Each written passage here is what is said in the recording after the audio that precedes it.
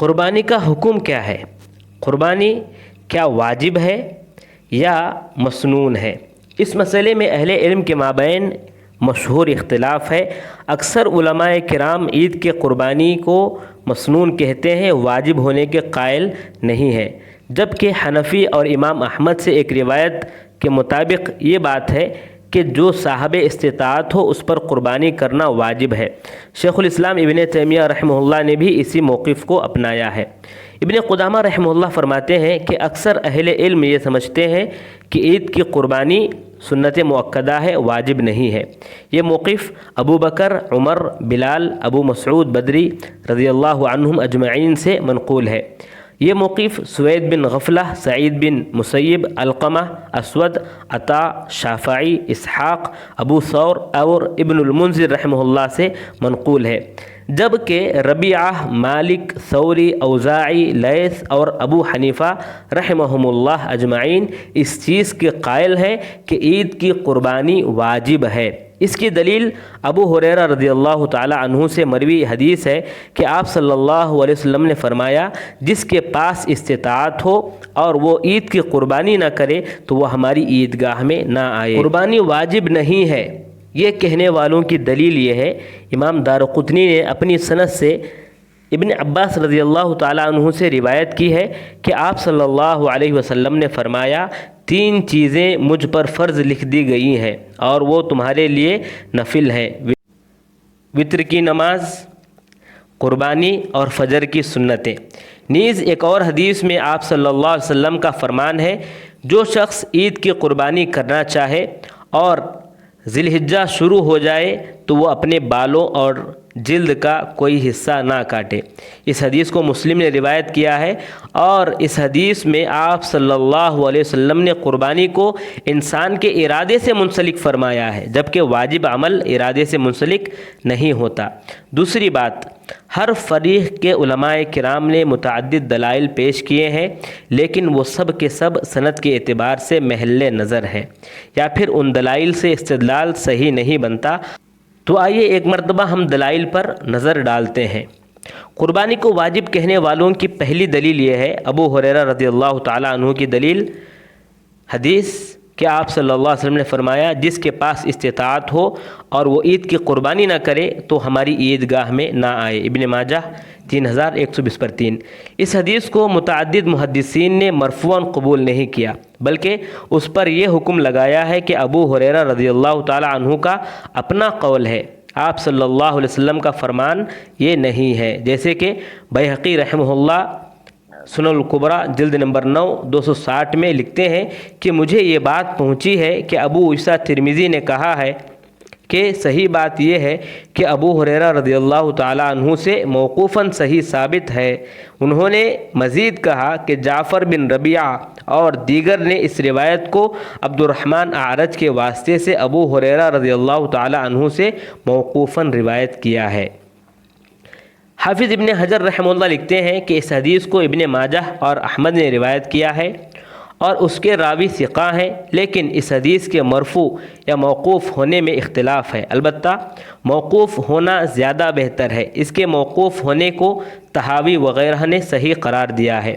نیز اگر مرفوعاً ثابت بھی ہو تو یہ وجوب قربانی کے لیے صریح بھی نہیں ہے۔ فتح الباری جلد نمبر 12 صفحہ نمبر 90/8۔ دوسری حدیث واجب کہنے والوں کی، ابو رملہ روایت کرتے ہیں، ان سے مرفوعاً یہ روایت ہے کہ آپ صلی اللہ علیہ وسلم نے فرمایا، لوگوں ہر گھر والوں پر ہر سال میں عید کی قربانی اور عتیرہ ہے۔ اس حدیث کو ابو داؤد رحمہ اللہ نے 2780/8، ابن ماجہ رحمہ اللہ نے 3125، ترمذی رحمہ اللہ نے 1509/6 حدیثوں میں روایت کیا ہے۔ عتیرہ یعنی ماہ رجب میں ذبح کیے جانے والے ذبیحے کو کہتے ہیں اور اس کو رجیبہ بھی کہا جاتا ہے۔ اس حدیث کو بھی متعدد اہل علم نے ضعیف قرار دیا، کیونکہ اس میں ابو رملہ مجہول الحال راوی ہیں، ان کا نام عامر ہے، جیسے کہ خطابی رحمہ اللہ فرماتے ہیں اس حدیث کا ماخذ ضعیف ہے اور ابو رملہ مجہول ہیں، معالم السنن جلد نمبر 2 صفحہ نمبر 226۔ اسی طرح امام زیلعی رحمہ اللہ فرماتے ہیں کہ امام عبدالحق کہتے ہیں کہ اس کی سند ضعیف ہے۔ ابن قطان کہتے ہیں کہ اس کے ضعیف ہونے کی وجہ ابو رملہ کی جہالت ہے، اس کا نام عامر ہے، اس کی صرف یہی ایک روایت ہے اور اس میں ابن عون اس سے روایت کرتے ہیں۔ نصب الرایہ جلد نمبر 4 صفحہ نمبر 211۔ جبکہ عید کی قربانی کو مستحب کرنے والے اہل علم نے بھی متعدد مرفوع احادیث کو دلیل بنایا ہے، ان میں سے چند یہ ہیں۔ پہلی حدیث، ابن عباس رضی اللہ تعالیٰ عنہ کہتے ہیں کہ آپ صلی اللہ علیہ وسلم نے فرمایا، 3 چیزیں مجھ پر فرض لکھ دی گئی ہیں اور تمہارے لیے نفل ہیں، وطر کی نماز، قربانی اور اشراق کی نماز۔ اس حدیث کو امام احمد رحمہ اللہ 2050 اور بہقی رحمہ اللہ جلد نمبر 2 460 پر 7 میں روایت کرتے ہیں۔ اس حدیث کو بھی متعدد متقدم اور متأخر اہل علم نے ضعیف قرار دیا، چنانچہ ابن حجر رحمہ اللہ فرماتے ہیں کہ اس حدیث کا مرکزی راوی ابو جناب کلبی ہے، جو کہ اکرمہ سے بیان کرتے ہیں۔ ابو جناب ضعیف راوی ہیں، جیسے امام احمد، بہقی، ابن الصلاح، ابن جوزی، نووی رحمہ اللہ، اور انہوں نے بھی یہی کہا ہے، یعنی اس حدیث کو ضعیف کہتے ہیں۔ تلخیص الحبیر جلد نمبر 2 صفحہ نمبر 40 پر 5 اور جلد نمبر 2 250 پر 8 میں آپ دیکھ سکتے ہیں۔ دوسری حدیث یعنی مستحب کہنے والوں کی، ام سلمہ رضی اللہ عنہا کہتی ہیں کہ آپ صلی اللہ علیہ وسلم نے فرمایا، جو شخص عید کی قربانی کرنا چاہتا ہے اور ذی الحجہ شروع ہو جائے تو اپنے بالوں اور جلد کا کوئی حصہ نہ کاٹے۔ مسلم کی روایت ہے 1970 پر 7۔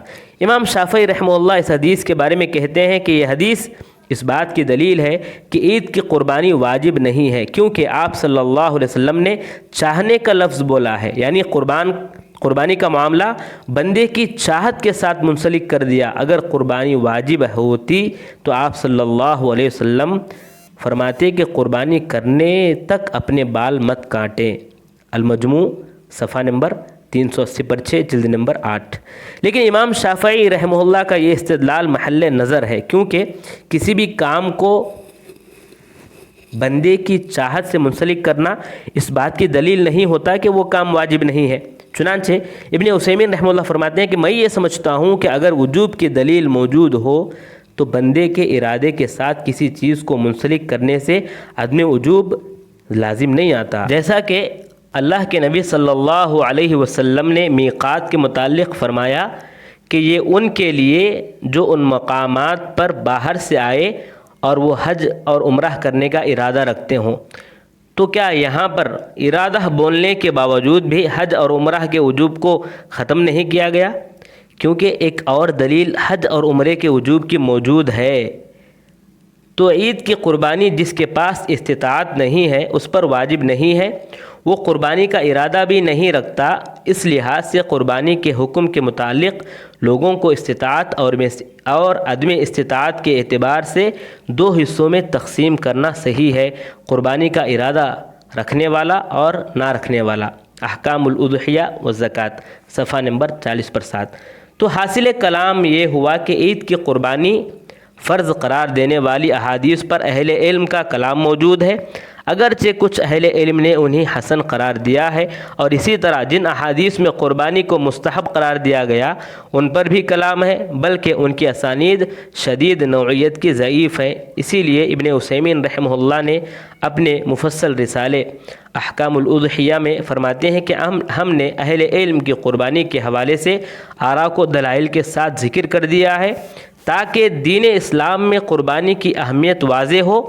2 طرفہ دلائل ایسے ہیں کہ قوت میں قریب قریب محسوس ہوتے ہیں، تو احتیاط کا تقاضا یہی ہے کہ استطاعت ہوتے ہوئے قربانی ترک نہیں کرنا چاہیے، کیونکہ قربانی سے عظمت الہی کا اظہار ہوتا ہے۔ اور مزید 2 باتیں یہ بتانے کے لیے قربانی واجب نہیں ہے۔ نمبر 1 براءت اصلیہ، چنانچہ جب تک کوئی ایسی دلیل نہیں آ جاتی جو اعتراضات سے خالی نہ ہو تو اس وقت تک اصلی یہی ہے کہ قربانی واجب نہیں ہوگی۔ ابن باز رحمہ اللہ فرماتے ہیں کہ قربانی کا حکم یہ ہے کہ استطاعت کے ہوتے ہوئے بھی سنت ہے، واجب نہیں ہے، کہ آپ صلی اللہ علیہ وسلم نے 2 مینڈھے ذبح کیے اور صحابہ کرام بھی کرتے رہے، لیکن شریعت میں ایسی کوئی دلیل نہیں ملی جس سے قربانی کا وجوب ثابت ہو، لہٰذا قربانی کو واجب کہنے کا موقف کمزور موقف ہے۔ فتاویٰ جلد نمبر 18 صفحہ نمبر 36۔ دوسری بات یہ کہ صحابہ کرام سے منقول صحیح آثار، ابو بکر رضی اللہ تعالیٰ عنہ اور عمر رضی اللہ تعالیٰ عنہما سے یہ مروی ہے کہ وہ عید کی قربانی نہیں کرتے تھے، اس لیے کہ لوگ کہیں اسے واجب نہ سمجھ لیں، جیسا کہ امام بہقی رحمہ اللہ نے معرفت السنن والآثار جلد نمبر 14 صفحہ نمبر 16 میں بیان کیا ہے۔